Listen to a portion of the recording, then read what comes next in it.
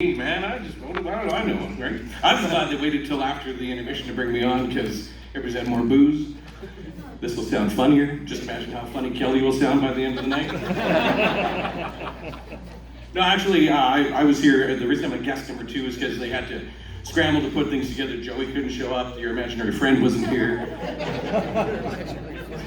He wasn't supposed to be the man of the year. He's always the MC. This thing is usually about somebody who's big and popular and famous in the community, but the Rocket Cornerstone couldn't make it today.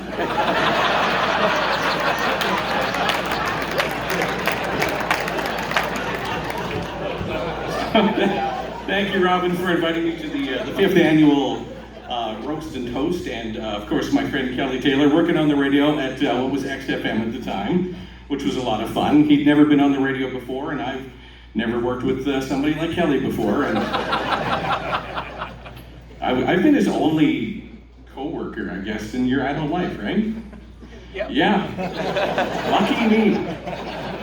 Our program director said, go out, have fun. I don't care how long you talk, which is amazing, because in radio they say try to shut up. But in Kelly's case, it just said talk for as long as you want, but it better be damn funny. And it was pretty funny. He shared a lot of great stories about his life and his family. I heard mostly about Graham and Tara. I didn't know he had so many siblings. It's impressive, actually. You heard about his ball sack story. Sure. He actually told that one on the air one time, and it was the most riveting radio I've ever heard in my entire life. 5 minutes of him explaining how he tore his ball sack open and didn't fix it for like 3 days. Because he was busy. 6 days? Yeah. I'm sure you'll hear more about that later, because I'll let him explain.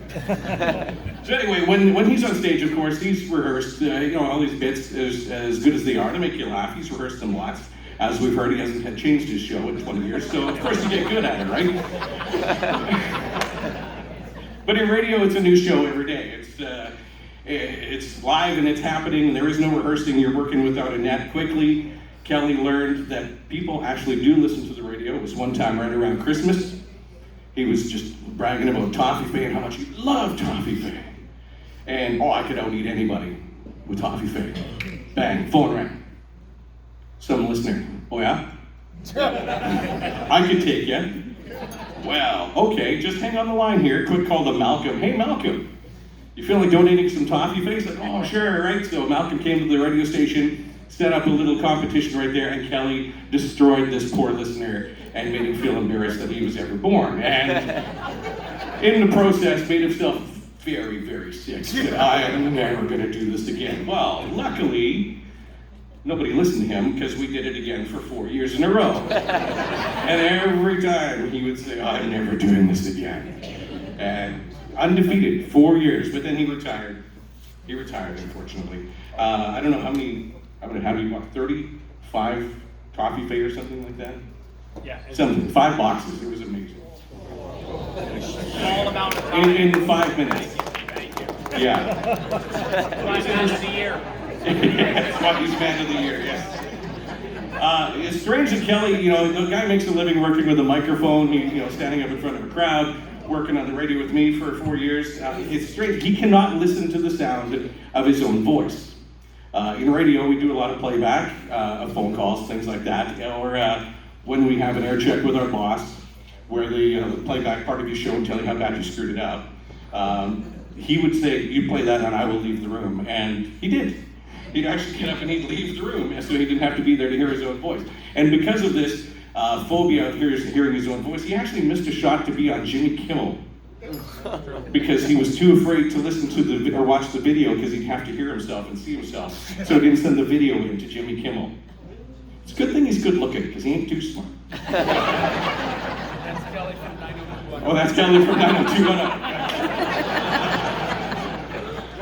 So, working 2 jobs now, like we heard that he couldn't work a regular job because, when you have time to go to the gym and do all that stuff that was mentioned, right? While working from 6 till 9 in the morning, he found that time. He was very dedicated to both jobs, the radio and his comedy. He would have a gig someplace in outer Belly Button, Saskatchewan, and he'd have to drive 8 hours to that, and then do the gig, and usually wrap up around 11, and then drive home and be on the air with me the next morning at 6 o'clock. So he was pretty dedicated to that. He'd come in Monday morning and say, so what'd you do for the weekend? He said, I had a gig down in Florida for Wayne Gretzky in the NHL All-Stars. Holy shit.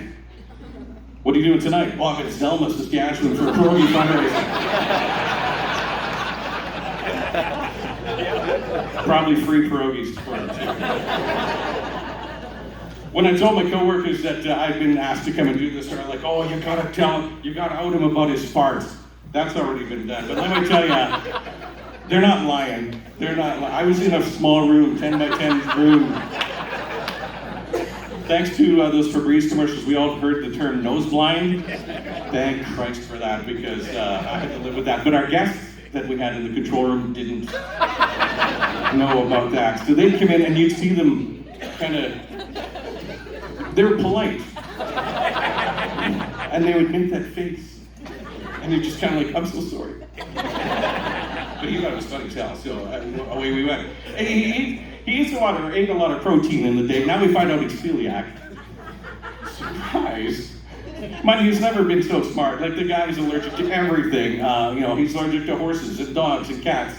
And he's got all of that. He's allergic to being outside. But what does he enjoy doing the most? Being outside. So, yeah, again, good-looking kid. If you ever wonder why Karen's okay with Kelly being on the road so much, now you know why. But Kelly gives a shit. He really does. He actually gives a lot of shit. You heard about his podcast, Tick with the Side of Text. At the end of the podcast, I don't know if you're familiar with this, anyone actually listen to this podcast? No one. Okay, well, I will tell you what happens at the end of every single podcast. He asks his guests, tell us a story about the time you shit your pants. And they all have a story. Like, as an adult, they all have stories. And maybe you do too, I'm not judging, whatever. Even, what's her name, Natasha Stanishevsky from TSN, she had a story. I was like, wow. You ask Kelly, when's the last time you shit your pants? He'd be like, which time?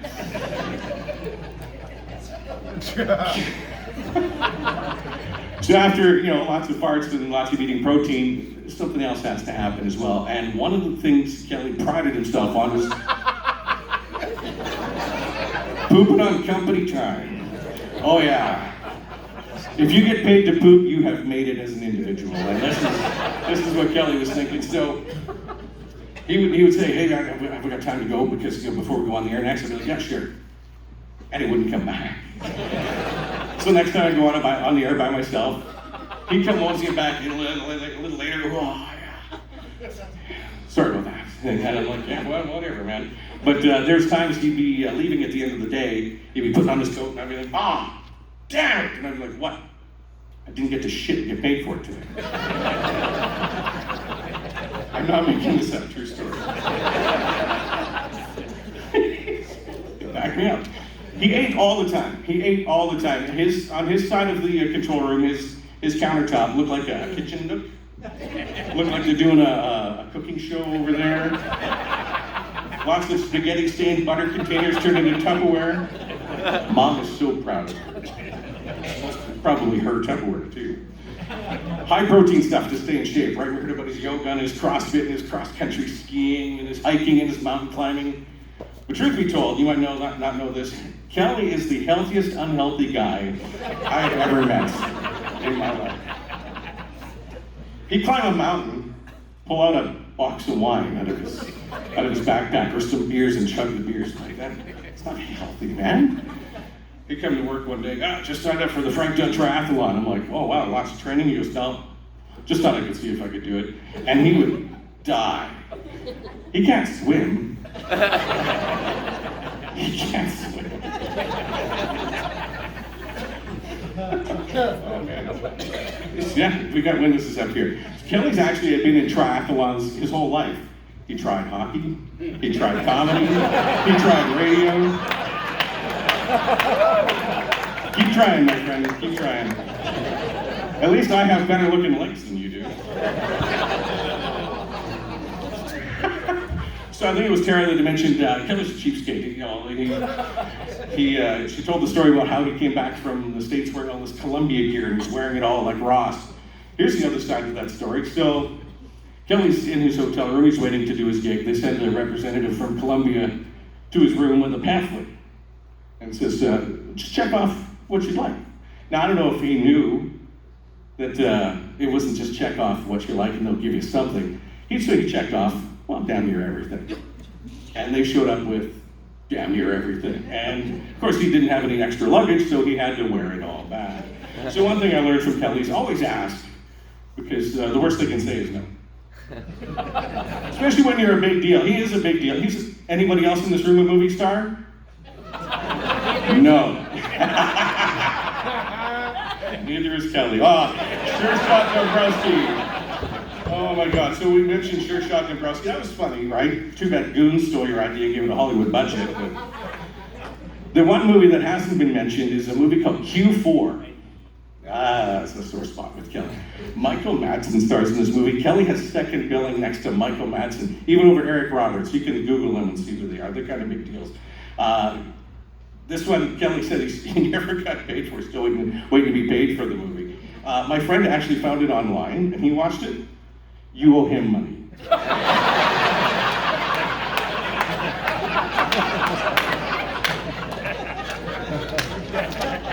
So on that note, I will wrap it up. I've had the pleasure working with Kelly for 4 years, being his only, like I said, only co-worker in his adult life, and it was a fun 4 years, and I missed you lots, buddy. But can we just clarify one thing? If you were the funny one on the show, that makes me the good looking one, right?